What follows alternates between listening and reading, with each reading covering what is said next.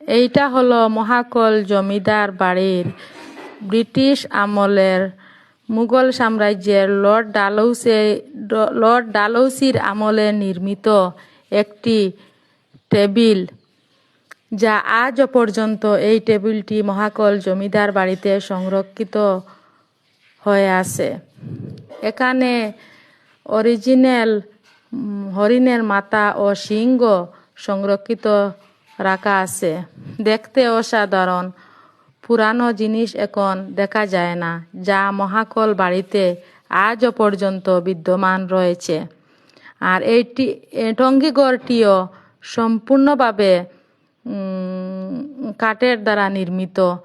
আর এই টঙ্গীঘরটি আজ পর্যন্ত প্রায় শত শত বছর পুরানা টঙ্গীঘর আজও সংরক্ষিত আছে মহাকল জমিদার বাড়িতে।